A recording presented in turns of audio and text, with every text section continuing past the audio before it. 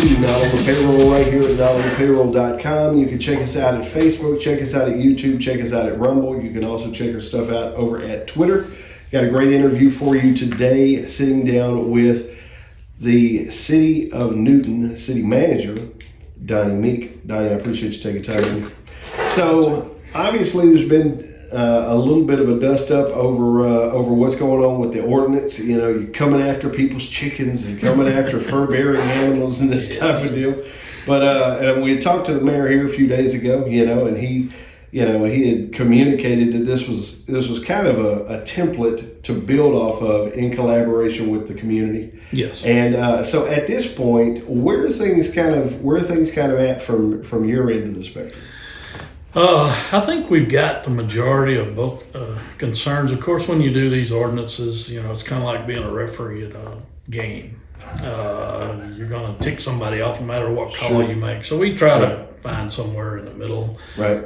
And we don't have an ordinance police. Okay. So if there's a problem, I think this ordinance is very good after we've worked through it. Right. I sat down with both sides and we've tried to keep as much as we can in there. Yeah.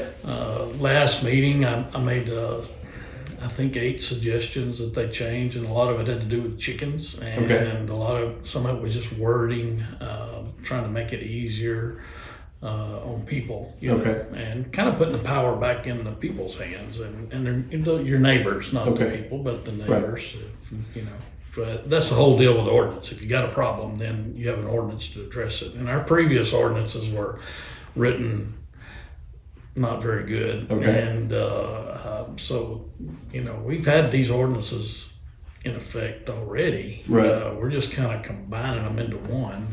So when we talk about policing the ordinances, obviously that falls on the police department here. Right. Right. And so any citations or anything like that, so normally I would actually be interested to know how many citations was written in the last year specific to these matters outside of dogs. You know what I mean? Because to me, I'm sitting here going, it probably small numbers. You know what I'm saying? Normally we don't, our police officers will go out and say, hey, if it's a dog or whatever it might be, and say, hey, you need to do something. There's a problem. Yeah. And most of the time we get it settled like that. It's a small town, we're not trying to make money off the fines. Sometimes you got to have the fines to say, hey, you didn't do what I told you. A little bit of teeth in it. Yeah. And so this one has got a little teeth in it as far as fines go. We do not have a dog pound or animal control pound or anything like that, and we're not supposed to not throwing the buck anywhere, but under Texas statute we're not required to do that, because any towns that are small, because just budget wise you can't. I think I did a study, or had Landon do a study about a year ago, and I said, we need probably about $500,000 for a budget for the first year. Well, right. I don't know too many of our citizens that are going to pay for that, because we'd have to collect that in some kind of fee, So I got you. It's almost like you're trying to set the ordinance just to kind of rein in some of the noise that you're hearing out here. Honestly, I mean that's really the truth of it. Well, the truth is, it started. I don't know, this thing's been going on 4 or 5 months. Okay. And it was really one-sided that, hey, we want this kind of ordinance and we want to address things and we want you to write a whole bunch of tickets. And so we took all that information, said, okay, and we talked to our city attorney. I don't write these things. This is a city attorney business. And so he sends me that and we make those adjustments to have some kind of, he said our previous ordinance didn't have legally what we needed. I got you. So we borrow from other cities, some cities that are doing, the other night it was said that I picked the hardest ordinance possible, and I didn't. I just called the city attorney and said I need one. And he went to a general law city. I got you. And said, hey, do you have one of these? And they said, so this ordinance really doesn't look like. Okay. This one was originally from Canton, I think. Canton, okay. Yeah. But it spots of it resemble it, but after we got through making all the cuts and taking things out, After you whittled? I whittled it down. Ours is like 21 pages. I think theirs was like 30 or something. Right. We took out 9 pages of items, so it didn't really look like it. We changed some wording, some simple wording, like in the ordinance it says person with ordinary sensibilities. I talked to the attorney, I said, what's a person with ordinary sensibilities, And It's so getting harder and harder to find. yeah, that's right. So we changed that wording to say residents within 500 feet. So that's your neighbors. So that's why I said we put it back in the neighborhood. If your neighbors are griping about it, there's a problem. Yeah. And with the chickens, we made some adjustment to the numbers. Well, see, I heard, so before it was so many chickens per eighth of an acre. Right. What was, do you remember that? I think it was 6. 6 per eighth of an acre? No, it was 1 per eighth, but it says on a city lot you could have 6. You could have 6. And you guys, I noticed right here, you guys have actually increased that to 8. Yes. Allowed per city lot. Yeah. Okay. And what we've done with all these changes, we got more lenient. We haven't applied any more penalties or anything. We took some off, as a matter of fact. So right. So roosters are still prohibited. Well, yes, on a city lot. On a city lot. And the reason that is just common sense. If you don't know, if you were working the night shift at the plant and you came home and went to bed at 4 o'clock in the morning, and at 5, the neighbor that's 200 feet from you has got a rooster crowing. Right. That's not cool. You know, so that's the reason for that. If you go up to 1 to 3 acres, you can have 1 rooster. Okay. If you go 3 acres or more, you can have how many ever you want. You can have Tyson can come in and put a chicken house out. So, yeah, I bet. Because Newton is, we have to deal with some of it's neighborhoods, and it's about 50-50, and some of it's people with more than 3 acres. That's right. There's a lot of people with more than 3 acres, so you have to kind of address it for everybody.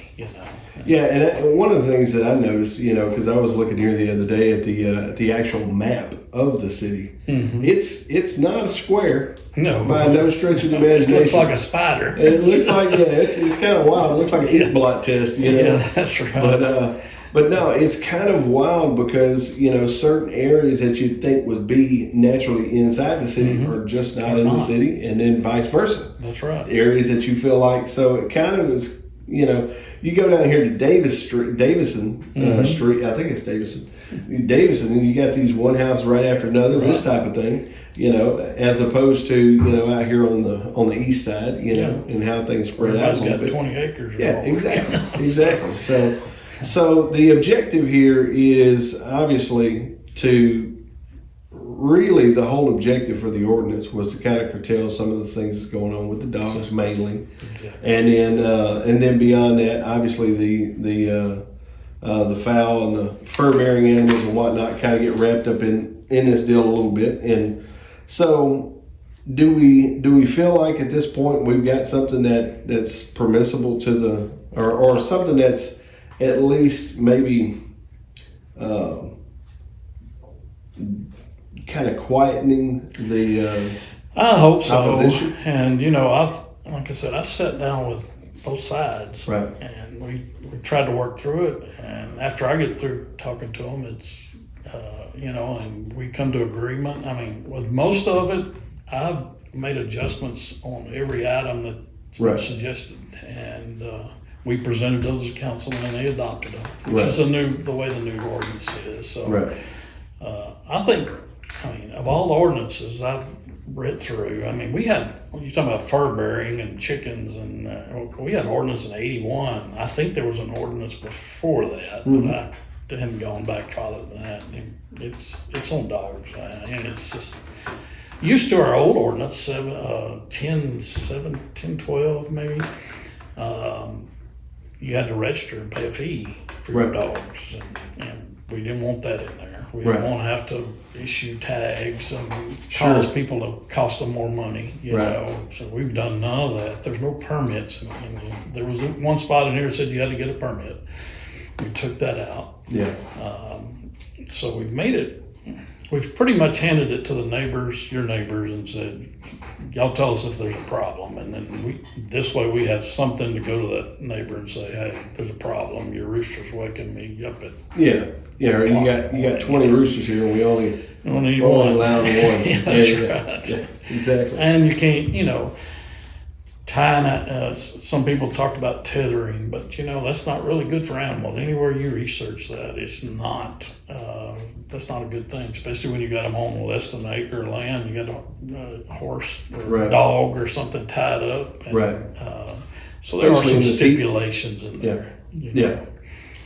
So at this point, now I know you guys have another. Is there one more? Is there one more hearing, public hearing? Yes, there's one more on the 22nd. 22nd. And I guess it's at 5:30. 5:30. Yes. So 5:30 on the 22nd. So there was rumor mill going around that you guys had moved that hearing up, and y'all were kind of trying to sneak one past the goal. To be honest with you, a certain part of the rumor mill, we were talking about this earlier, about the, 90% of the people are going to be happy with what you're doing. Exactly. The other 10% that you're going to hear from, believe that corruption is at the base of all leadership. Yes. And so, so I was wanting to ask you that question to see if you guys had expedited it. It was like, no.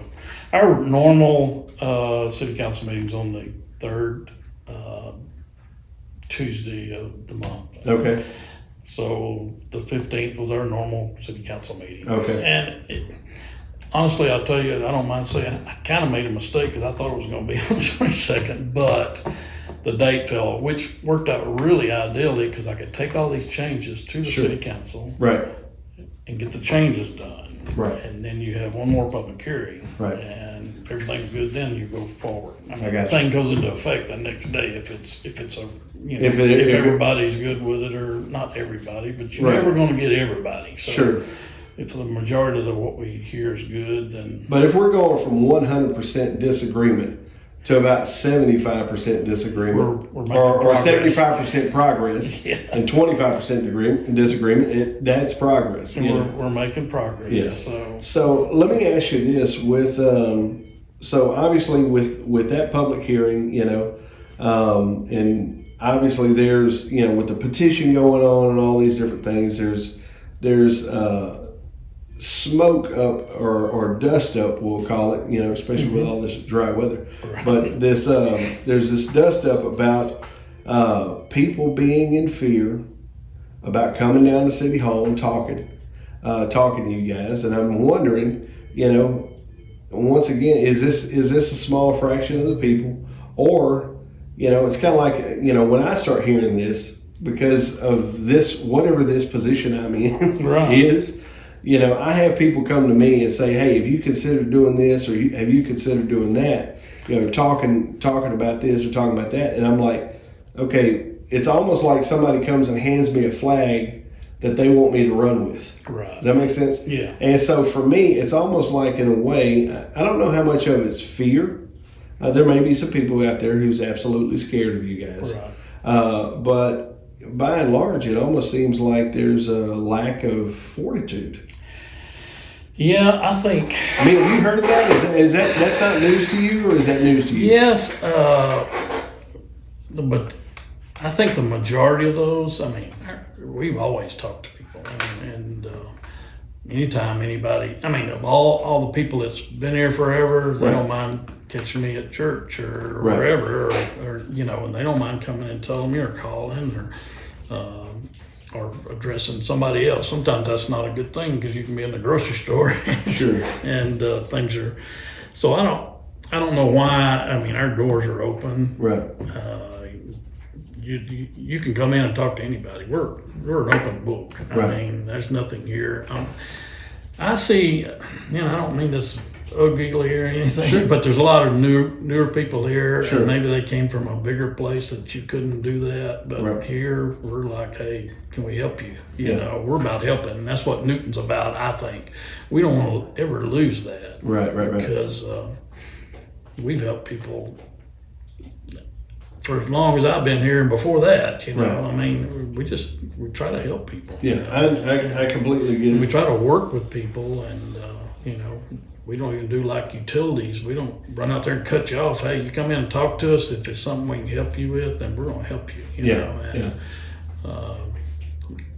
that's just a small town. Sure, you know? Sure.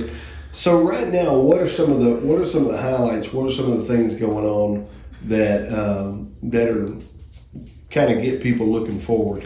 Oh, we've got some park work, some more park work we're going to do. Okay.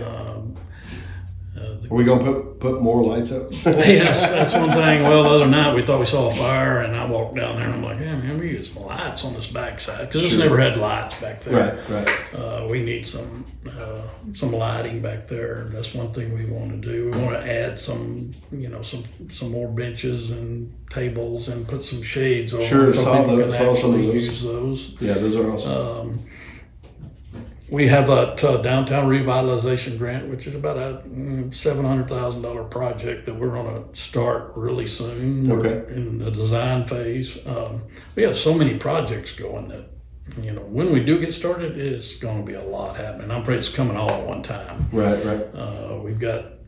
We're already drilling. We just drilled a brand new well that'll produce more water than we've ever been able to produce. Nice. It's not working yet, but it will be within probably 2 or 3 weeks. Yeah.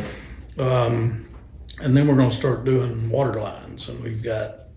I don't want to exaggerate too much, but we're probably doing maybe 6 miles of water lines. We're putting in new meters. We're putting in doing new service work. We're redoing 138 manholes throughout the city. These are all things that we've always wanted to do. We just never had the money for, but we've gotten those 2 grants there were almost $12 million. Wow. So those will all be kicking off. We're going to have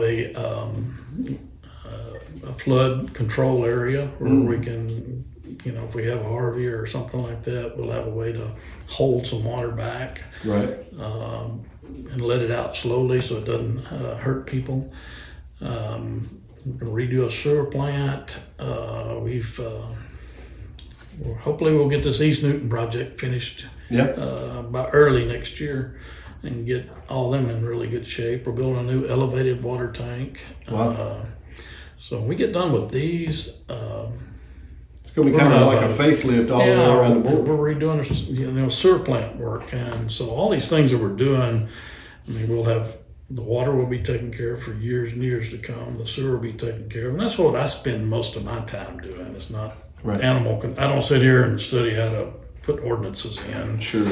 Most of mine is trying to keep the city in good shape and taking care of their daily needs. You know, and we got a really good crew. That was one thing that was kind of bothered me that social media sometimes is these people aren't from they're talking about us saying we're not from Newton, and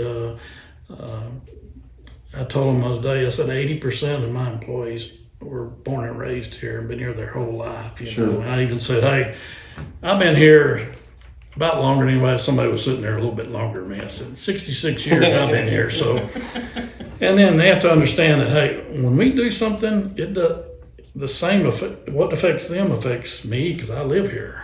So we want to do what's good for the community. And we always have, and get out and volunteer and help and think positive. That's what I want people to do. Is I think we've gotten overwhelmed with negative things. Well, that was one of the things I saw on the billboard. It said, "Think positive." We be constantly positive. It was put something up there. I thought, man, yeah. I mean, it's hot as hell out here, but man, we're gonna try to be positive. Hopefully, we'll get some rain one of these months. That's right. And it won't be in the form of a hurricane. Exactly.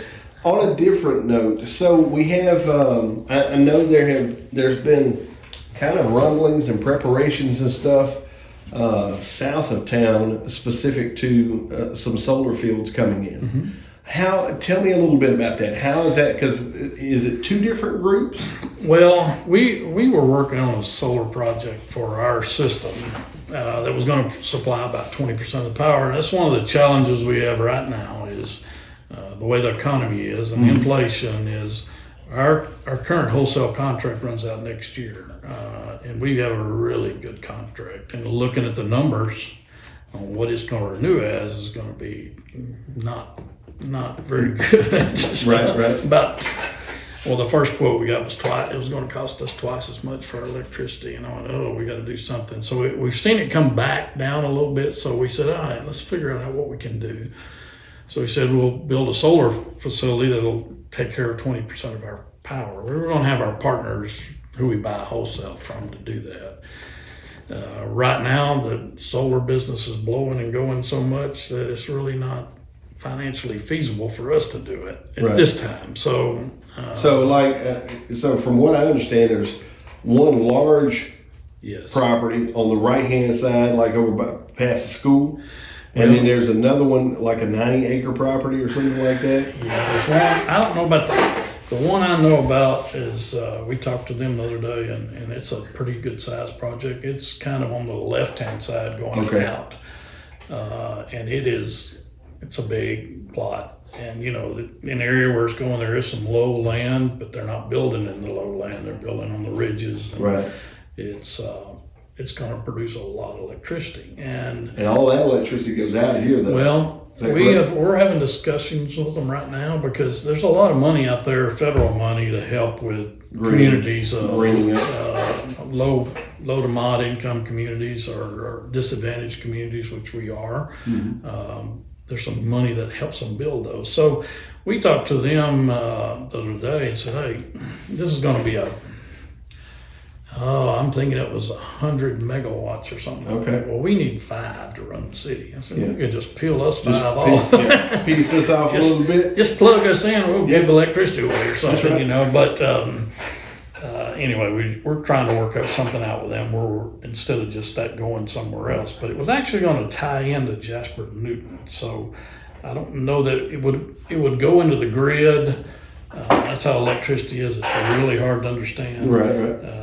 Because we might be buying some power from the dam today, or we may be in some Deweyville, or we may be in Mississippi. Could be anywhere. Yeah, but it's they're just putting stuff into the grid, so we don't know whether electricity's. It's not like water. It's not like you drilled a well here. It's like you got 1,000 wells and you don't know where the water's coming from. That's right. Yeah. So all these power companies are just putting electricity into the grid. Right. And it's confusing. so at this point on the solar side of things, the small solar field that was gonna kind of supplement some of our stuff. Right. That thing's done at the moment, or at least it's on pause. It's on pause right now just because of the inflation. Gotcha. And everything's so high right now. I mean, one thing about solar, reason we're really been focused in on that is our problem in Texas is the capacity. And it's the capacity of the system. And that it's like anything else. When you start running out of capacity, you got to buy that capacity. Right. Well, that was one of the things that's affecting our contract right now is they're going to have to buy more capacity, and the capacity's gone up. Well, if we built the solar, we just cut capacity out of the whole thing. We're producing it right here. Right. That would save us some money. And even the project as high as it was, 5 years down the road, it would have started paying us back. Okay. But the cost the first 2 years was going to be high. Yeah, it's just not something. You combine that with higher cost of wholesale power. Yeah. And I just said, we can't do that. Yeah. Makes sense. At this point, I mean, we'd love to because it would help Newton down the road. Sure. 30 years from now, I probably won't be here when it's really helping, but 30 years from now, could be a benefit. It would be a huge benefit, and this one is coming. And everything I've read about them, they're safe. They're not killing animals or anything like that. Right. I mean, it's basically. I think the bigger question a lot of times just becomes who's responsible. Number one, to put a solar field in an area that has tornadoes is probably not smart. Mm-hmm. Just simply for the fact that it's kind of like walking out in the street with your eyes covered. Right. It's probably not a smart move. Right. You can do it. Yeah. But it's probably not smart. And so Same thing here with the hurricanes. You know, just that it was going to be kind of questionable whether or not hurricanes would affect them long term, and who would be responsible for any cleanups and that type of deal. But I know a lot of times profit gets pushed so much heavier by corporations, and I'm not anti-corporation, but I'm definitely I like the collaborative communication between corporations and communities. Yes. Because, far too long, I mean, how many hundreds of movies have we watched where corporations went in and abused a small community and just rolled out? Yeah. And so, whenever an oil and gas company has to go in and do a full-blown environmental research study as to what's going to happen when we lay this pipeline in. And it just seems like, hey, if you've got 1,000 acres out here and don't have anything on it, we can throw some solar panels up there and go to work. Yeah. I don't know how heavy the stipulations are in the solar world like they are. And the only reason I say oil and gas is because I come from that background. Yeah. And so, I mean, I'm sure there are other deals like that, but I think that would be cool if the community was at peace with it. Yeah. I think it would, and they could piece us off 5. Right. Which would be great. I mean, what are we talking about? I mean, granted, I guess you'd have to, I guess at least we don't have any spotted owls, right? Yeah. Spotted owls. There might be. Spotted owls or some 3-eyed toads or something like that. Yeah, that's exactly, yeah. I think solar's got a lot of potential. Right. But I mean, I'm like you. It's got to be a lot of studying, and they will have to do a lot of studying. I mean, even if this facility that they're talking about out here, we're probably talking 26 or 27 before they even start. Before they break ground on it. Yeah, and, really? And it's not a done deal. It's not. Maybe 25 or 26. Yeah. But at the same time, it's kind of like this. It's kind of like the folks who have real estate around here that decide they're going to take a 1 acre piece of property and they're going to sell it for $300,000. Yes. And then some folks from California come in and buy it. Yeah. And it totally changes the marketplace. So whenever you have these private situations where you have a private landowner working out a deal, right and rightly so, if I don't know who owns the property, but if it's a private landowner, and I think, is it a timber company property? I do not know. I I just had one little discussion with them. Yeah. And So not sure. Yeah. Not sure. Yeah, I'm not sure. I don't. I mean, hell, it could be one of the ladies at the Baptist church for all I know. So I was just more concerned when I talked to them that, hey, if you are putting that there, just peel us off a little bit of it. Yeah, we'll provide the wire. Yeah, we're right there. We can just tie on to it, and absolutely, you can just let it flow out and not worry about it. That's right. That's right.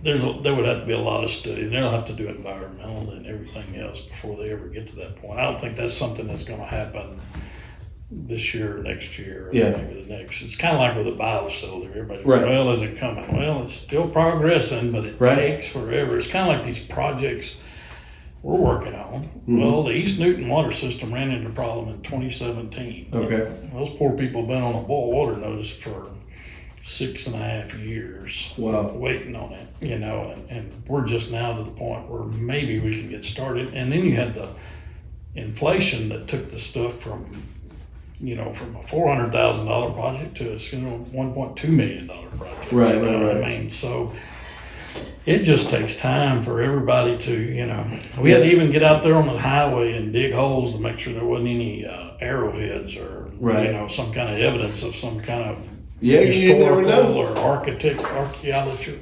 Anywhere. You never know when you start digging. That's what I found out at my house yesterday. So that's very true. I found a field line and a gas We didn't line. know it was there. Yeah, exactly.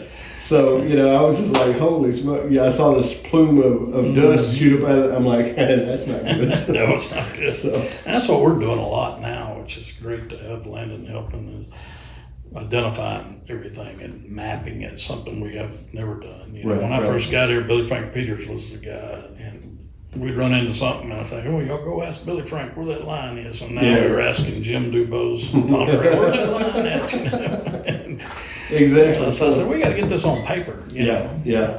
Yeah, that's one of the things. That's one of the things right now that's been interesting for a lot of these plants. Mm-hmm. The same thing happens with a lot of these plants down in Beaumont and Houston. Yeah.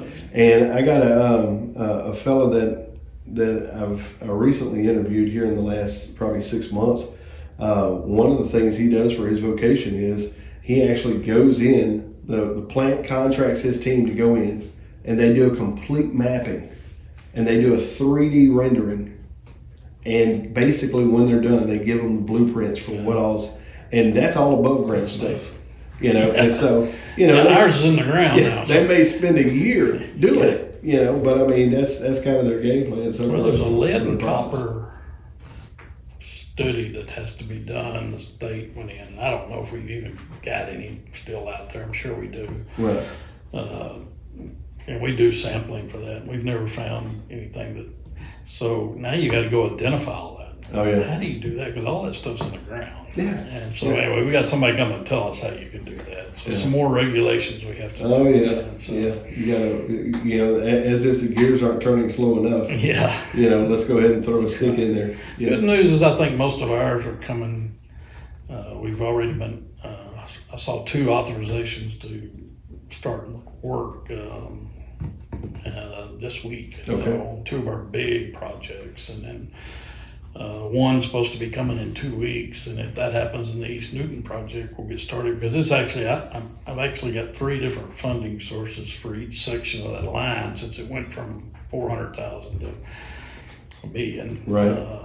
Run us, you know, GLO's doing part, and then we got our own money that we got from Water Development Board, and then we have the county got a CDBG, so we got those 3 pieces. There you go. We got it put together finally. That's what really took so long, is trying to put all the funding back in place after COVID and the inflation, you know. So, Right. Is there anything you just want to throw out here to the folks just to kind of wrap up? yeah, hey, our door's always open. This is a small town. We're here to help. We're not here to hurt nobody. Right. And sometimes we have to do stuff that's down the middle, and they may not be happy, and they may not be happy. But we're trying to address everybody. And Right. we don't have a lot of regulations and stuff, so we just pretty much, like I told somebody, we're more of a utility company than we are a government entity, because 90% of our income is from utilities. Yeah, that's right. So we're basically a utility company, and but then we have to do the government side too. Right, so right. it's a small part of what we do here. So, Right, I got you. But you know, I just say, hey, if you talk, I mean, it's kind of like I talked with one person that was upset with the dog ordinance, and you know, by the time we got through, I'd adjusted. He had like 6 or 7 items, and I think I addressed 6 of them, you know, Right. and we came to an agreement. That's all you have to do, you know. Yeah. I'm glad to hear your concerns, you Right. know, and I'll sure present it. It's not my call, but Right. the council, I'll present it to them in a heartbeat. You know, so. Well, I think to me, it says a lot for a community when the city leadership is providing an opportunity for collaboration. Yes. And if we can keep our emotions at bay, Right. you know, then that kind of puts us maybe in a that puts us in a situation where we can find solutions. And I so- just think they need to look at us like, hey, we're just your neighbors. Just talk to us. I mean, our council, you know, I don't think people realize those are really just volunteers. They don't pull a big salary. That's right. You know, and all our guys that are here could probably be working from somebody else and somewhere else, and making better money. But they're hometown boys, and that's what we want is hometown boys. Somebody said, we're going to get rid of the good old boy, and I don't know what they're calling good old boys. If that means we're from Newton, then we're pretty much. You know, all of us serve.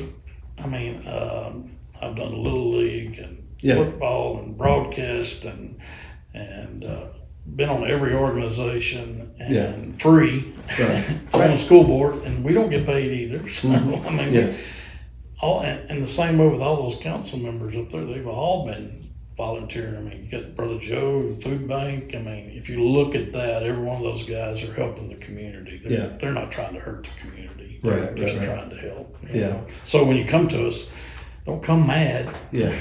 Yeah, just have a conversation. Yeah, just have a conversation. We'll listen. Yeah. And that's good. That's good. And we'll make adjustments. Yeah. You know, it's easy. That's good to know. Ladies and gentlemen, you heard it right here. Sitting down with city manager here for Newton, Mr. Donnie Meek. I appreciate you taking time with me. Yeah. Ladies and gentlemen, we appreciate you. Keep doing good in your community. You've been listening to Knowledge Payroll.